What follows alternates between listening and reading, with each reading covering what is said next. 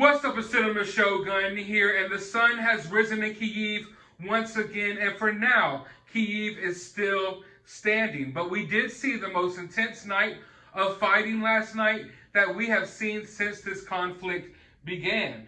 During the night, Russian troops attempted to storm Kyiv, and they landed paratroopers at an airfield in Vazukov. There was some intense fighting in this area, and it has been reported that these Russian paratroopers have had a hard time landing in Ukraine. A lot of them have been landing in residential areas, and you have to understand that these random civilians, they are armed to the teeth now by their government. So there's literally Ukrainians sitting in their apartment windows picking off Russian air troopers or paratroopers as they drop down below. And also a transport plane, a Russian transport plane, was taken down once again. And these transport vehicles, they carry up to 150 troops. So when you see these crazy numbers coming out of Ukraine about how many Russian soldiers have been lost so far, you have to take into account that they're literally, sending over airplanes with hundreds of troops in them at a time. And some of these planes are getting taken down and completely blown out of the sky. Now, there's also some other updates coming out of Ukraine. Possibly the biggest news story from tonight was that Russian forces managed to destroy a pipeline in Kharkiv, and they also bombed a oil storage facility in Kyiv, right next to Kiev. Also, a nuclear waste facility was targeted by Kyiv, but for now, it is said to be under control. There wasn't too much damage to the facility itself. Most of the damage was done to the perimeter of the facility, luckily, but that was another close call where we have a potential nuclear waste leak happening from this conflict. We know that Russian forces took over Chernobyl a couple of days ago, and now they're literally launching attacks at nuclear waste facilities. That is extremely dangerous for everyone. For the life of me, I don't understand why they keep doing that. But if I'm to be honest with you all, the Ukrainians are a very resilient people. They're putting up a good fight. But this conflict, this fight, this war, this battle hasn't even really begun yet. I believe that this initial wave of Russian troops is really just here to fill Ukraine out, to fill out how many troops they have, what their equipment is like, to kind of feel out what the situation is and what Russian forces are going to be dealing with when they really start sending the troops in. Because we know how many troops are supposedly on the ground here in Ukraine. We know how many troops are on the border of Ukraine. We're not seeing a full push of Russian forces yet. Like I stated in my last video, this is child's play compared to what Russia is capable of. And I don't want people to get their hopes up and think that this situation is over and that Ukraine has successfully defended their country, when in reality, this is just the beginning. I know a lot of people have short attention spans. We talk about that all the time on this channel. But this conflict has the potential to rage on for months on end, years on end, weeks on end. I don't suspect that they're going to just come in and capture Kyiv and capture all of Ukraine as quickly as they think. And British intel is basically saying the same thing. They're saying that Russian forces are not making the progress that they had planned, that Russia is having a lot of logistical challenges, and that they are also up against a Ukrainian resistance that they weren't prepared for. They're saying that the Russian government is suppressing social media, and that they're attempting to hide details from the citizens. So Russia is actively trying to hide the information from this war from their own citizens. They're trying to hide how many people have died over here. I'm going to have to make a whole separate video about this. But the Russian forces have been traveling with a mobile crematorium. So they are cremating Russian soldiers right there on the spot so they don't have to ship body bags back home. I'm going to have to make a whole separate video about that, but they are going to extreme lengths to hide this information from their own people. And Anonymous actually hacked into a lot of their websites today. A lot of Russian government websites were taken down by Anonymous, and they also hacked into their cable networks and started playing Ukrainian videos and showing them videos from this Ukraine situation right there in Russia. Now, the Ukrainian president reached out to Elon Musk, of all people, asking for help. And to my surprise, Elon Musk responded, and he activated a lot of Starlink satellites to give Ukraine data backup so Ukraine is defended against Russian hackers. So basically now Russian hackers cannot take down Ukraine's internet. And that's good for people like me and people like you, because now we're still going to get information out of this conflict. Russia has been trying their hardest to take down all of the internet across Ukraine, because they don't want all of these images and these videos to get shared out there on social media. So this will go a long way to exposing the truth of what's really happening on the ground out there, because Russia was doing their best to cut off this information.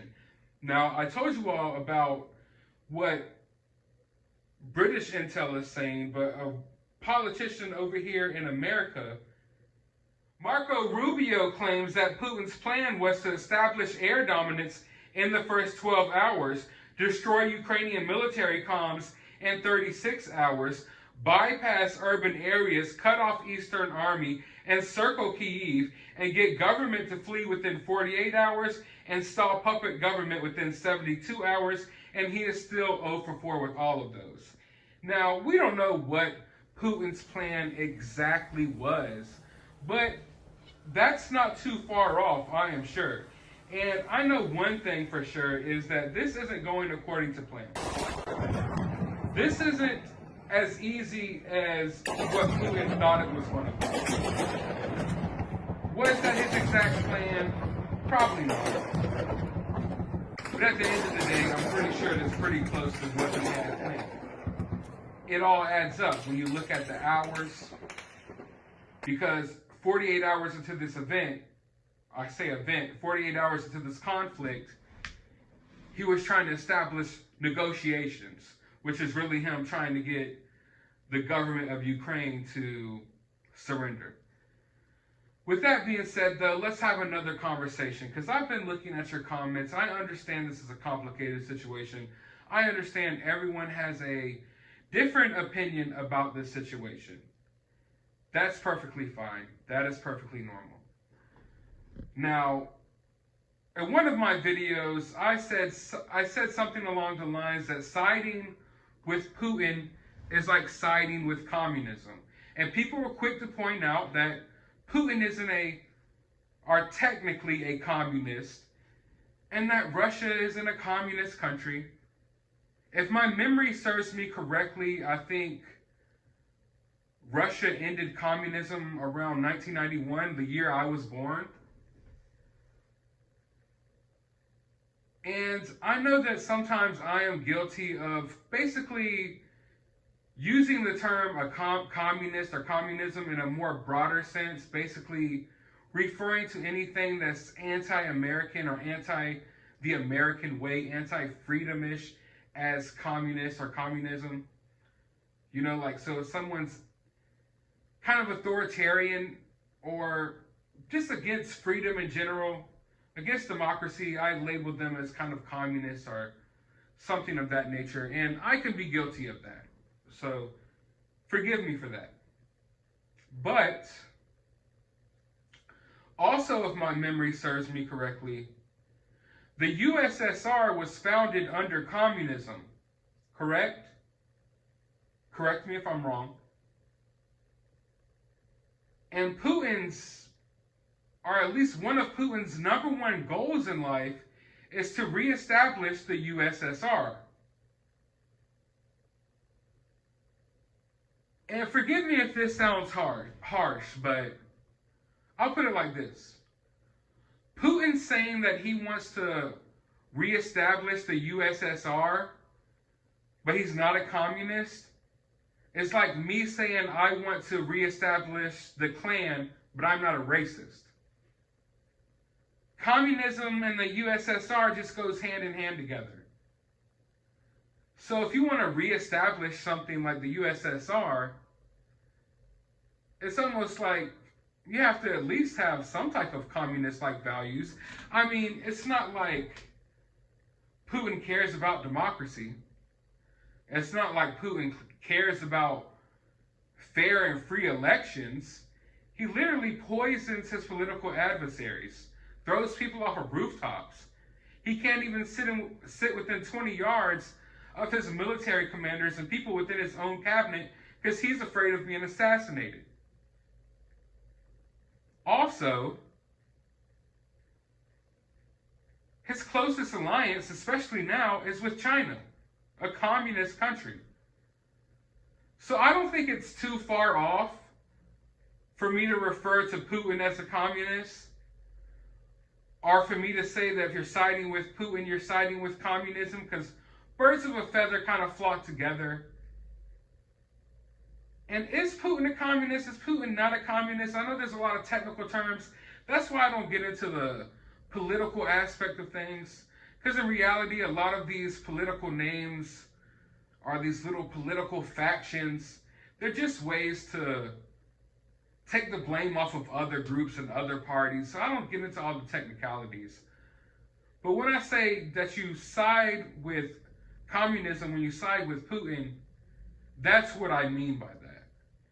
And if you think for 1 second that Russia and China aren't like this, I want you to go look at what this Chinese government official posted on social media today. He posted, "Never forget who's the real threat to the world. USA bombing list, the Democracy World Tour," and then listed every country and area that the USA has bombed since 1950. And I mean, let's be honest, he's not wrong. And I'm not going to ever sit here and act like the U.S. isn't responsible for a lot of these problems that are going on in the world. And I'm honest with you all when I say that, yes, the USA is directly responsible for a lot of what's going on in Ukraine. So I don't want y'all to ever think that I am shying away from that fact. But at the same time, when I'm trying to report information from the ground in Ukraine, and I'm trying to bring y'all information from the war zone in Ukraine, and I'm literally reading off numbers from the Ukrainian Defense Ministry, like 8 helicopters have been shot down, 200 troops have been taken prisoner. And you're like, bro, you're not getting the half of it, bro. This is all because of Trump and his collusion with Russia. This is all because of Biden and his dealings with Ukraine. It's like, bro, listen, I get it. A lot of that is unnecessary. I understand there is a lot of shady shit going on behind this situation. I will never deny that. I am fully aware of that. There is a lot of crazy, shady shit that we will probably never fully grasp that is going on behind this conflict. It's like that with any war. It's like that with any conflict of this nature. I understand that. There's a lot of shady stuff going on in the background, and that is a conversation that needs to be had, and that's a conversation we might possibly have here on this channel here today. But even I'm not fully knowledgeable of all the messy stuff going on, in the background behind this situation. Even you at home, you're not fully knowledgeable of what's going on in this situation. The only people that really know exactly what's happening here are the elites, the people who cause these wars, not us on the ground. But I do understand that there's a lot of shady shit going on here, and I don't want y'all to think that I'm shying away from that either.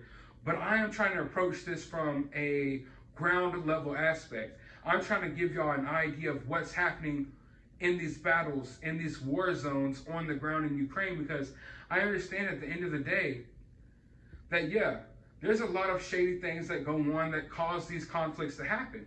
But at the end of the day, these conflicts aren't fought between these shady people. These conflicts are fought between regular people like you and me. So that's why I feel like it's important to provide y'all information on the ground. And I understand people are accusing the Ukrainian government of being shady and they're corrupt, and there's a lot of corrupt stuff going on in Ukraine, and I get that and I understand that too. I'm knowledgeable of a lot of that stuff. But at the same time, Ukraine has what, 40 million people in the country? How many people are in the Ukrainian government? How many people are responsible for all this corruption people are telling you about? like 14 people. So you want me to condemn a whole nation of 40 million people because 14 people were doing some shady stuff with Joe Biden? That's like saying, hey, country, hey, over here, you don't like what Joe Biden's doing? You don't like what our last president was doing? Well, I guess that means that all of us should die. I agree, all of us should die. Like, no. I don't think all Ukrainians should die just because they have some corrupt people in their government. So, yeah, I understand there's a lot of stuff going on here. I fully get it. It's not like I'm just totally oblivious to it. But at the same time, I'm not an expert of all of the background stuff that's going on either. But what I do understand is when you're standing in your front yard trying to defend your home while looking down the long barrel of a Russian tank, the last thing that's on your mind, and I mean the very last thing that would be on your mind, is how much Hunter Biden sold his shitty paintings for. So that's why I am covering this story from a ground level, because I know it is the common people who are affected most. But with that being said, I fully encourage you all to share information down in the comment section below. Never feel afraid to disagree with me or to provide me with information, because I appreciate that. At the end of the day, I'm no expert on these things. I am learning just like you all are learning. And every day I wake up and I do my best to learn new information and to pass that information on to you all. And I always appreciate it when you all do the same. So with that being said, let me know how you feel about this video down in the comments below. While you're down there, hit that thumbs up button, hit that subscribe button, ring that notification bell. And as always, find some time out of your day, and I haven't said this in a while, to go watch a movie.